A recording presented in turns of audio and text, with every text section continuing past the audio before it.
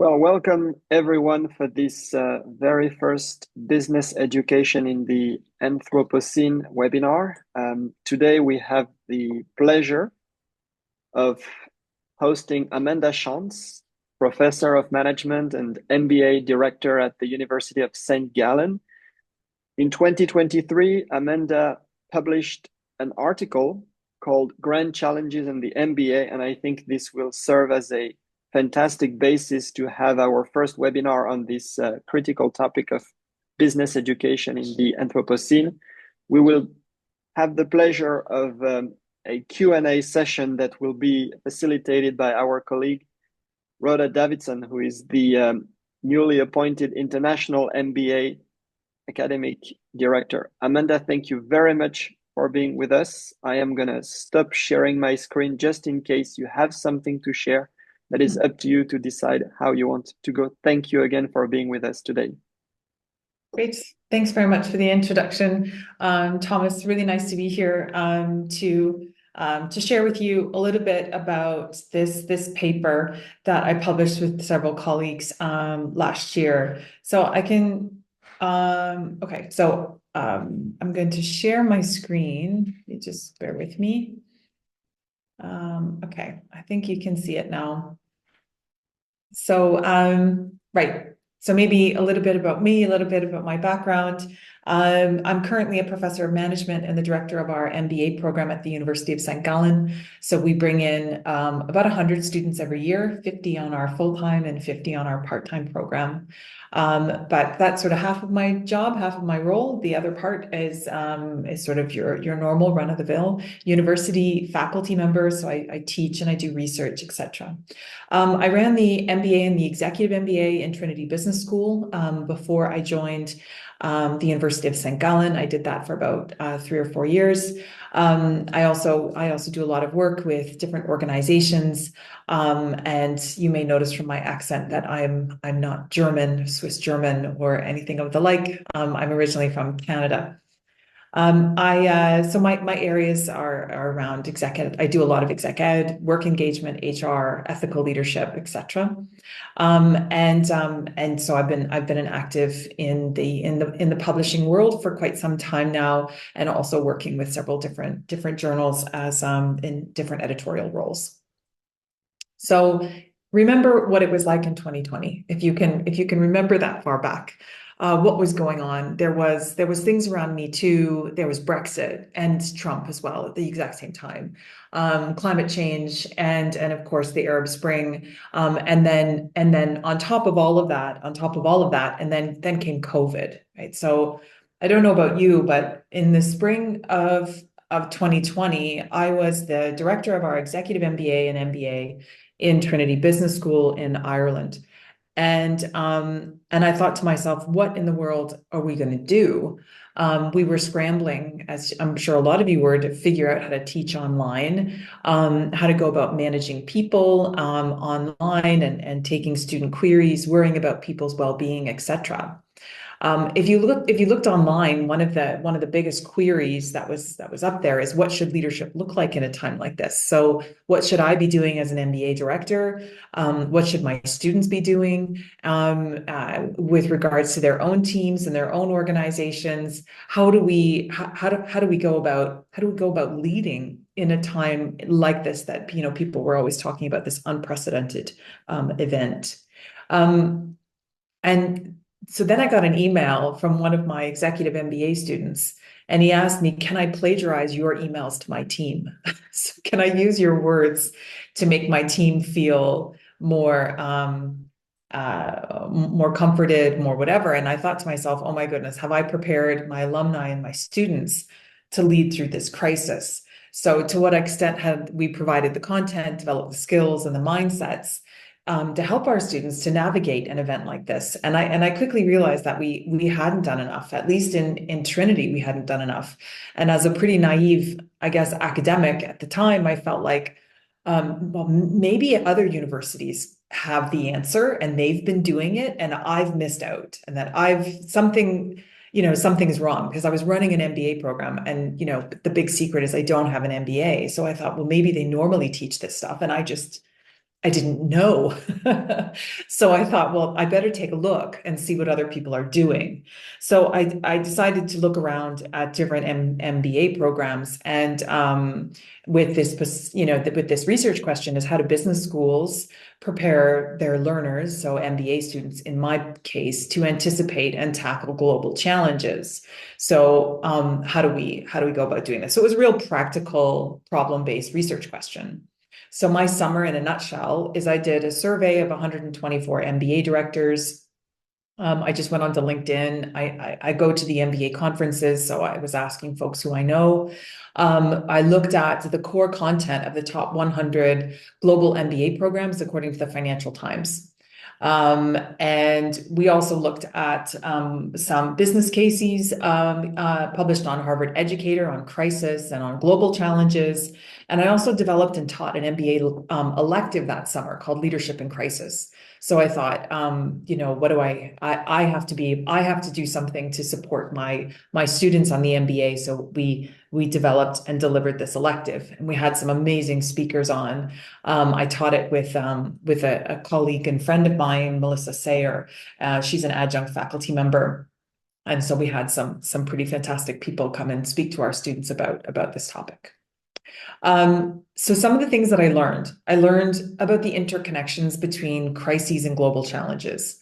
None of this stuff was on my radar at all. In fact, I knew very little about anything that had to do with this topic. I thought this was in the realm of sort of strategy, not in the realm of HR, leadership, people, culture. And I also learned about the interconnections between all of these things. So I love this kind of chart where you're looking at these different types of global challenges, and the World Economic Forum puts them into these categories, environmental, technological, social, geopolitical, economic. And then they plot them against this impact and probability. And so you can see, but then you see all of these interconnections between them, climate action failure influences these infectious diseases. And then all of a sudden we're at COVID, and then there's an asset bubble, and then we've got a recession. So all of these things kind of were arising for me at the time, that I thought was all very, very interesting. Now, bringing it back to leadership development, something that I'm very passionate about, something I spend a lot of time doing and thinking about. In the literature on leadership development, there are these four main discourses. The first is functionalist, which is positivist, aligned with the firm. What we're here for is to deliver financial outcomes. There's the critical perspective, which emphasizes collective agencies, political, structural barriers. Interpretivism explores how other actors co-create leadership with the leader, him or herself. And there's dialogical, which focuses in on the multiple identities of leaders. But none of these discourses include, suggest, or discuss the external world. They're pretty much silent. It's all very navel gazing. Like a lot of leadership development programs are. What are my strengths and weaknesses, and who cares about this larger picture or the context in which we're operating. So our studies of leadership development really mirrored at least what I was seeing in a lot of leadership development at the time. So how are global challenges addressed in leadership development programs? Well, some have commented that crisis is merely a contextual or boundary condition. So leadership scholars would say we don't really need to focus in on that. And I'm actually hearing that now. People are saying, wait a minute, now that COVID's over, we don't really need to focus in on crisis or grand challenges anymore. We need to go back to the bread and butter of business education.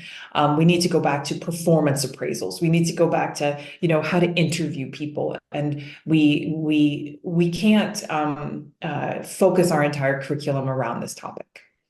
Other people are suggesting that leadership skills are entirely different when circumstances are stable versus chaotic. So you need to adapt. You need to apply these different skills. The COVID-19 crisis and ensuing interest in leadership lend support, at least anecdotally, to this second perspective. It's a really cool paper in Human Relations, I think, that talk about these three different styles in terms of the problem that you are solving. So the first one is in the middle of this chart, which is management. And so this is when you're dealing with sort of tame problems. This is where you're dealing with complicated but resolvable associated with management, providing appropriate processes in place. So that makes a lot of sense. And this is what we normally teach on an MBA, right? This part here. Leadership is dealing with these wicked problems. So complex, no clear solution, things like climate change, or I don't know, gender equality, these sorts of issues. This is associated with leadership. And then you've got critical problems at the bottom, which is a crisis, little time for making decisions, and command and control, which I think is something that we oftentimes teach when we teach things like contingency theories of leadership. Is that really the only time that you use this command-oriented approach is when there is a crisis situation. But maybe now that we know a little bit more about this topic, we can think about how addressing grand challenges is a little bit different than just categorizing them into either, wicked problems or complex problems. Maybe it's a bit more nuanced. There's a lovely framework that was developed by Ferraro et al., talking about that these grand challenges are complex, uncertain, and evaluative. And this seems to be a framework that's used quite a bit in the literature, at least in sort of the management leadership area, where grand challenges are complex, so they involve multiple diverse actors with distinct knowledge structures engaged in intense coordination and collaborative efforts. So here there's this discourse around stakeholder versus systems approach and the way we think about stakeholders. Where what we did with this paper is we took these three themes, complex, uncertain, and evaluative, and we thought, well, what do they mean for business schools? What do they mean for me as an MBA director? And I thought, okay, well, what this element means for me as an MBA director is around helping people see the world through multiple perspectives. So really lowering the walls and inviting in different viewpoints. The second is around uncertainty. So this is about prediction of the future. And here, what does this mean for me? It's around developing foresight skills, not just forecasting skills. Then there's the evaluative nature. This is where grand challenges are understood differently by different actors. And there's an implication here when looking at the Ferraro paper and associated work that morality plays a role, yet we tend to take an amoral stance in business research and education. Whereas the message or the take home for me as an MBA director was we need to use our moral awareness to make choices when faced with dilemmas that seem to be right versus right. So the study itself, I don't go into detail here about what exactly we did, but we looked at the top Financial Times MBA programs. About half of those were in North America. There's not much changes to which MBA programs that we looked at, as there is today in the top 100, which you can find online. We found 1,688 course descriptors across the those three themes that I shared earlier, this multiple perspectives, foresight skills, and moral awareness, which we deductively derived from the literature. Then we looked across the 1,688 course descriptors to see what we could find. And the first thing was just sort of looking at grand challenges, just really how many programs actually look at grand challenges or anything like this topic that would prepare students for something like COVID.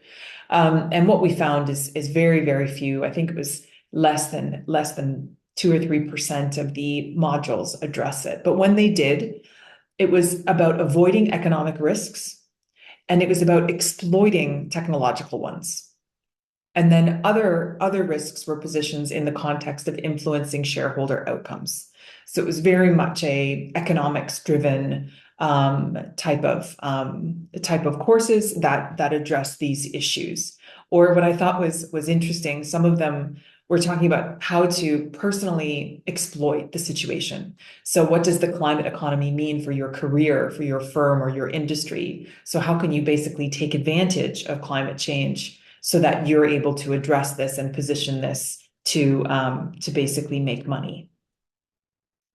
So then we looked at these three perspectives, and I just wanted to highlight the main aha moments for me. And the first one was around consulting projects. So everyone has consulting projects. So there's nothing special about any MBA program that has consulting projects. They all do, and most of them have more than one. But what I found really interesting about this is that the consulting projects are seen as a way to promote interdisciplinary learning. They're seen as a way for us to maybe tackle these types of grand challenges. But the way that they tend to be positioned in MBA programs is that the knowledge resides within the MBA group. Okay, so that's where the knowledge resides. That's the big brain, rather than the knowledge residing outside of the group. And the group is meant to extract that knowledge and synthesize it. And learners or the MBA students are positioned as acting for the company, acting on behalf of the company, not necessarily with the company. And we also found that the firm is always the object. It's always what the students need to focus in on, rather than looking at other stakeholders. So really, there's this false promise of consulting projects that I see as an issue, as a problem that we should be addressing. The second one around looking to the future. So something that I thought was kind of interesting is that there was this seductive nature of business analytics. So it was these module descriptors that position business analytics as this is going to solve all your problems. All you need to do is learn how to forecast and learn how to look at big data, and you'll be able to predict the future. So there was this reassurance that was inherent in these module descriptors that I thought was quite misleading for the students. The third one was around moral awareness. So here, there were three assumptions that we found across these module descriptors. So the first is that students already have an established sense of what is morally right. And I think that's probably an assumption that's maybe you can't make that assumption of all of the students, right? The second is that these normative frameworks that we have will help learners to overcome their moral dilemmas. All we really need to do is give them a moral framework, and they can cognitively figure out what is right or wrong. So there's no real discussion about emotion, no discussion around visceral reactions, which we all know and have this unique experience now with COVID in our lifetime, about how these issues transcend the cognitive. The manager's role is to defend their firm's moral position by negotiating, convincing, and influencing stakeholders.